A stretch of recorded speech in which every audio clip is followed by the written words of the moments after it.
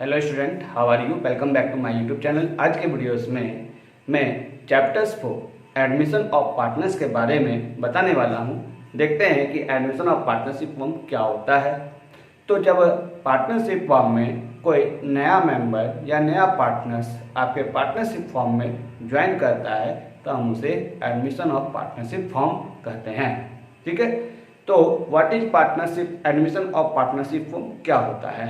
तो Indian partnership as per section 31 subsection 1 of Indian partnership act 1932, no partners can enter into partnership unless the old partners agree for it. ये section 31 subsection 1 कहती है कि जब तक सारे partners की सहमति ना हो, एग्री ना हो, तब तक कोई नया पार्टनर्स पार्टनरशिप फॉर्म में ज्वाइन नहीं कर सकता है। A partner entry means the entry of new members. एक पार्टनर्स की एंट्री का मतलब होता है नया मेंबर्स का आना इनटू द पार्टनरशिप बिजनेस, और ये पार्टनरशिप बिजनेस में as the owner and increase in the number of the partners. ठीक है, ये जो पार्टनर्स नए फर्म में एडमिट होता है एज ए ऑनर के रूप में। ठीक है, and increasing the numbers of partners, और पार्टनर्स की संख्या बढ़ जाती है। ठीक है, effect of admission of partners. Partners के एडमिट होने पर पार्टनरशिप फॉर्म में क्या इफेक्ट होती है उसको देखते हैं। The entry of new partners change the relationship of the partners and result is the complete formation of the partnership form। जब कोई नया पार्टनर पार्टनरशिप फॉर्म में एडमिट होता है तो पार्टनरशिप फॉर्म के सारे रिलेशन चेंज हो जाते हैं और रिकंस्टिट्यूशन तैयार होता है। ठीक है, सेकेंड पॉइंट है the number of the partners of the firm increases. जब कोई नया पार्टनर्स पार्टनरशिप फॉर्म में एडमिट होती है तो उस समय पार्टनर्स की संख्या बढ़ जाती है। Third point, the capital of the firm increases due to the entry of partner and the service of experience for management of the firm is often.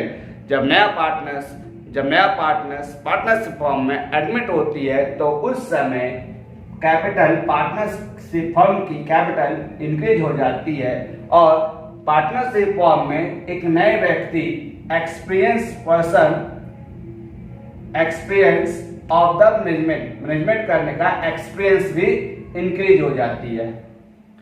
Fourth point, the new partners receive the right to receive a share in profit in the form.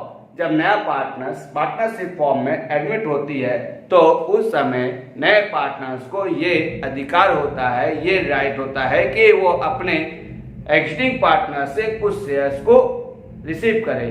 ठीक है, और उस shares को receive करने के लिए जो amount नए पार्टनर्स के द्वारा दी जाएगी हम उसे प्रीमियम फॉर गुडविल कहते हैं। दैट टाइम उस समय हम वैल्यूएशन ऑफ गुडविल को कैलकुलेट करते हैं, लेकिन अधिकतर क्वेश्चन में आपकी गुडविल निकाल के दी होगी। To get this right he had to bring his share of premium for goodwill. Okay, fifth point, goodwill can be bought in cash.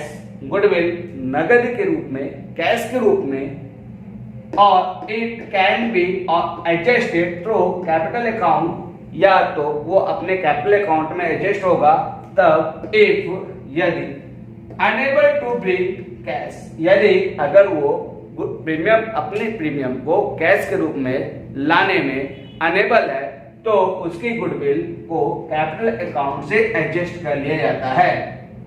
The amount of goodwill is divided among the old partners in proportion to the sacrificing made by them।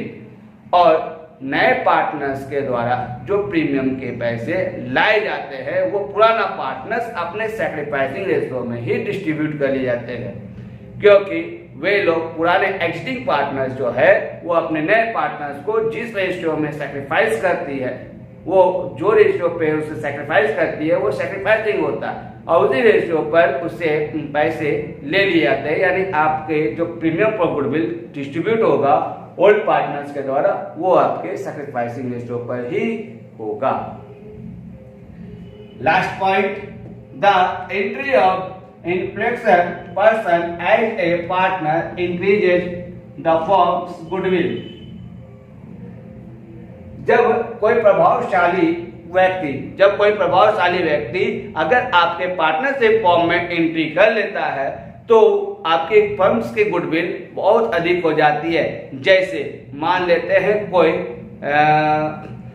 Actor हो या कोई cricketer हो, आपके partnership form में partners के द्वारा अगर join कर लेती है तो आपके फर्म्स की गुडविल जो होती है वो बहुत इंक्रीजेज हो जाती है।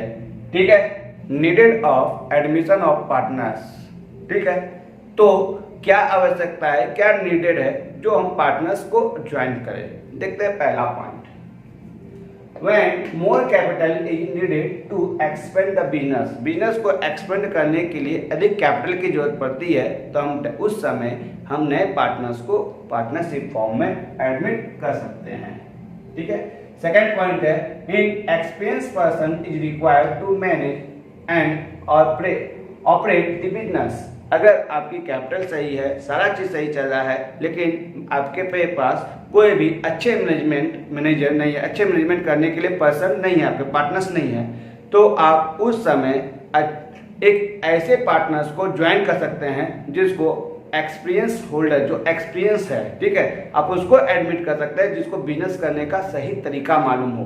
ठीक है, और an experience person is required to manage and operate the business, और बिजनेस को वो ऑपरेट कर सके, बिजनेस को वो चला सके। ठीक है, तीसरा है, when influential person has to increase the prestige of the business by making it a partners. अगर आपके पास कोई प्रभावशाली व्यक्ति है जिसको आप एडमिट करते हैं और आपके बिजनेस का जो प्रेस्टीज है वो बढ़ जाती है, गुडविल बढ़ जाती है, तो आप वैसे व्यक्ति को भी पार्टनरशिप फॉर्म में अगर जरूरत है कि उसकी बिजनेस की प्रेस्टीज बढ़ाने की, तो आप उसे एडमिट कर सकते हैं। To encourage a capable employer by taking him into the partnership। ठीक है, अगर आपके पास कोई ऐसे व्यक्ति है जिसको इंकरेज करने के लिए आप उसको पार्टनरशिप फॉर्म में एडमिट कर सकते हैं। ठीक है, अब आते हैं adjustment of admission of new partners. जब नया पार्टनर्स एडमिट होता है तो हम उस समय क्या क्या चीज का एडजस्टमेंट करते हैं, क्या क्या चीज का कैलकुलेशन करते हैं, उसको समझते हैं। पहला, आपको calculation of new compensating ratio. जब पार्टनर्स एडमिट होता है तो उस समय आपकी न्यू रेशियो क्या होगी। ठीक है, कैलकुलेशन ऑफ सैक्रिफाइसिंग रेशियो, कौन पार्टनर्स अपने नए पार्टनर्स को सैक्रिफाइस कर रहा है वो भी कैलकुलेट करना पड़ता है। That time accounting for treatment और गुडविल बहुत इंपॉर्टेंट है ये। Revaluation of asset and liabilities, assets और लायबिलिटीज की रिवैल्यूएशन का क्या होगा उसके भी जानना बहुत जरूरी है। उसमें जो प्रॉफिट होगा या लॉसेस होगी उसके द्वारा पुराने पार्टनर्स के द्वारा बांट ली जाएगी पुराने रेशियो में। Accounting for treatment of accumulated profit और लॉस, जो भी अगर आपके एक्यूमुलेटेड प्रॉफिट और लॉस है ये भी पुराने पार्टनर्स के द्वारा डिस्ट्रीब्यूट कर ली जाएगी, जिसका भी हम ट्रीटमेंट करते हैं। कैपिटल को एडजस्टमेंट करना हो तो उसको भी एडजस्ट कर लेंगे। और update of the balance sheet, और एक नया बैलेंस शीट का अपडेट करते हैं, नया बैलेंस शीट बनाते हैं लास्ट में, और ये फाइनली तैयार हो जाता है।